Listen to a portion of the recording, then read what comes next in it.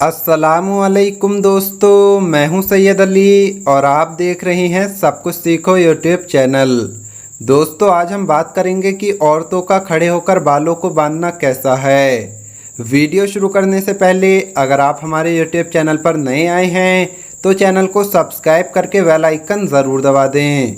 तो चलिए वीडियो शुरू करते हैं। प्यारे दोस्तों, आजकल के दौर में काफ़ी सारे मसाइल हैं जिनमें सबसे बड़ा मसला जिनसे कई दूसरी परेशानियां पैदा होती हैं वो है तंगदस्ती, परेशानी, गुर्बत। यानी अगर आपके रिस्क में कमी है, आपके रिस्क में बरकत नहीं है या फिर किसी वजह से आपके रिस्क से बरकत उठा ली गई है तो ये मसला आपके लिए दूसरी कई सारी परेशानियों का सबब बन सकता है। तो प्यारे दोस्तों, आज की इस वीडियो में हम आपको एक ऐसा काम बताएंगे जो कि तकरीबन हर घर में आम है और हम आपको ये भी बताएंगे कि इस काम को करने से आपके ऊपर कितनी परेशानियां आ सकती हैं।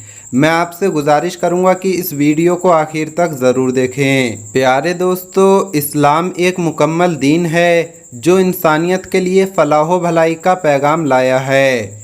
इस मज़हब ने इंसानियत को महज़्ज़ब बनाने के लिए बहुत से अहम असबाब दिए हैं।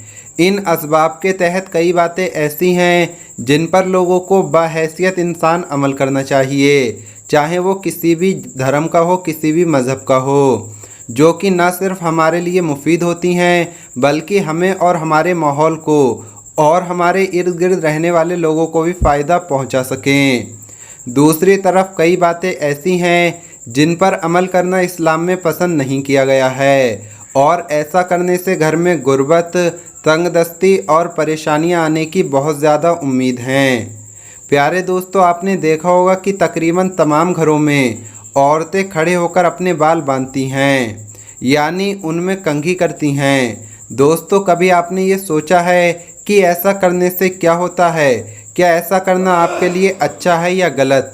ये बात ज़रूर जहन में रखिएगा कि ये मसला बहुत आम है। तकरीबन हर तीसरे घर में ये पाया जाता है। ये बात तकरीबन आपको हर बंदे में दिखाई देगी और लोगों के लिए ये बहुत मुश्किल हो चुका है कि लोग इस अमल से बच सकें। लेकिन अगर आप इससे दिल से छुटकारा पाने की कोशिश करें तो आप इसे बहुत जल्दी काबू पा सकते हैं। दोस्तों, जो औरतें अपने घर में खड़े होकर बालों में कंघी करती हैं या खड़े होकर अपने बाल बांधती हैं, उनमें चुटिया बनाती हैं, तो ऐसा करने से होता क्या है? ऐसा क्यों नहीं करना चाहिए? ऐसा करने से क्यों मना किया गया है? मैं अपनी तमाम बहनों से यही कहूँगा कि जब भी आप कंघी का इस्तेमाल करें तो आप एक जगह पर बैठकर कीजिए या फिर आप जो कंघी इस्तेमाल कर रही हैं, चाहे वो मर्द हों या औरतें, वो सबसे पहले तो ये देख लें कि वो टूटी हुई कंघी ना हो, क्योंकि टूटी हुई कंघी का इस्तेमाल करने से भी हमारे घर में तंगदस्ती, परेशानी आ सकती है। और जो औरतें घर में खड़े होकर बालों को बांधती हैं या खड़े होकर कंघी करती हैं, इनको ये पता होना चाहिए कि ऐसा करने से आपके घर में तंगदस्ती, परेशानी आ सकती है, आपके घर में गुर्बत आ सकती है। दोस्तों, जैसा कि आपको पता है कि गुर्बत एक ऐसा मसला है जो कि बहुत सारे घरों में है।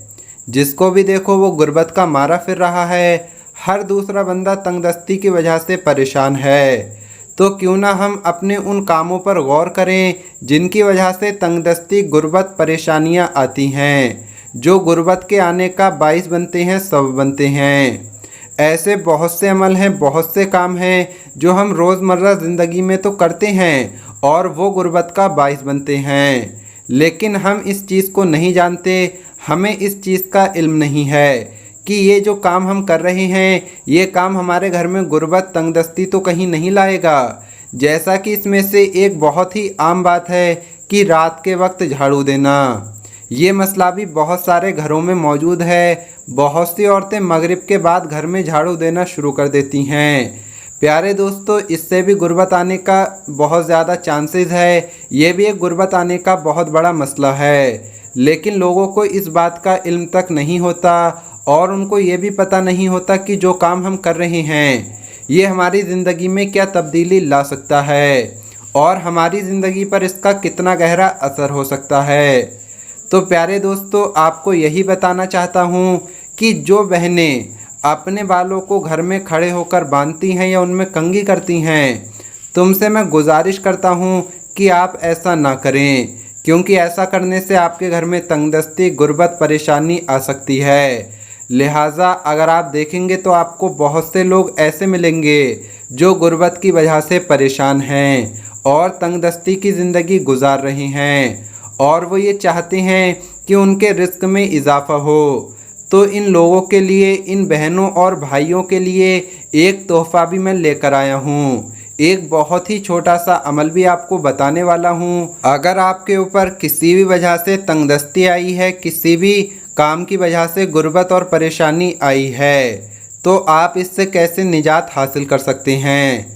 पहले तो मैंने आपको ये बताया है कि किन किन कामों से हमारे घर में तंगदस्ती, परेशानी आती है और खड़े होकर बाल क्यों नहीं बांधना चाहिए। अब मैं आपको एक ऐसा अमल भी बताता चलूँ जो कि नबवी अमल है। हमारे प्यारे आका रसूल अल्लाह सल्लल्लाहु ताला अलैहि वसल्लम के अल्फाज हैं, जिनको आप अपनी ज़िंदगी का हिस्सा बना लीजिए।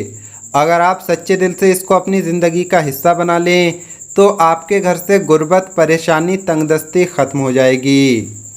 एक मर्तबा एक शख्स नबी करीम हुजूर सल्लल्लाहु ताला अलैहि वसल्लम की खिदमत में हाज़िर हुआ और दस्ते अदब को जोड़कर कहने लगा, या रसूल अल्लाह सल्लल्लाहु ताला अलैहि वसल्लम, दुनिया मेरी तरफ पीठ फेर कर चली गई।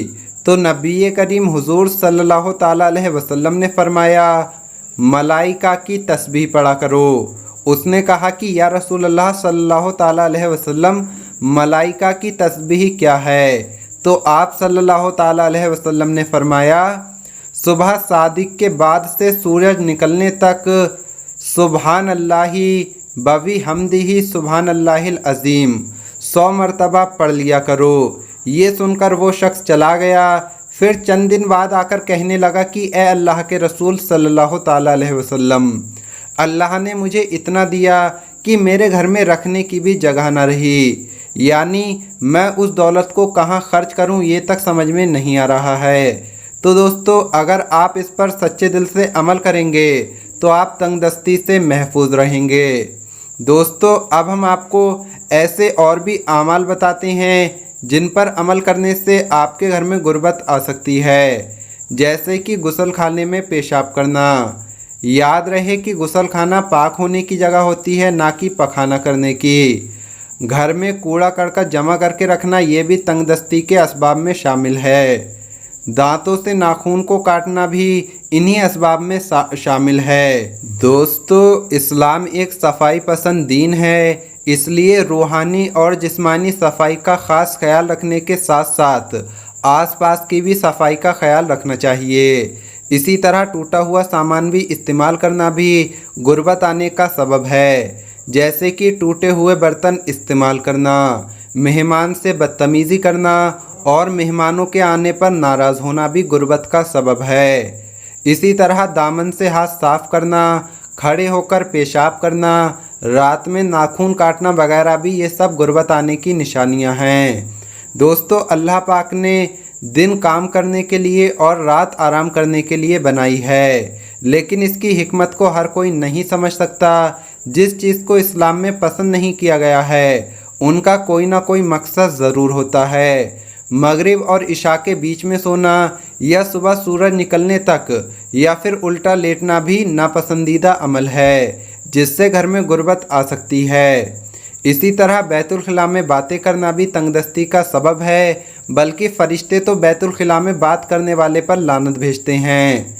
तो इस वीडियो में हमने आपको ऐसे अमल बताए हैं जिनको करने से आप परेशानी और गुर्बत और तंगदस्ती का शिकार हो सकते हैं, जिनसे आपको बचना बहुत ज़रूरी है। जिनमें से ये भी है कि घर में औरतें खड़े होकर बाल या कंघी ना करें, ये करना सही नहीं है। तो प्यारे दोस्तों, आज की इस वीडियो में इतना ही। उम्मीद करते हैं ये वीडियो आपको पसंद आई होगी। अगर पसंद आई हो तो इसे लाइक करें, ज़्यादा से ज़्यादा शेयर करें। मिलेंगे अगली वीडियो में। अस्सलामु अलैकुम, अल्लाह हाफ़िज़।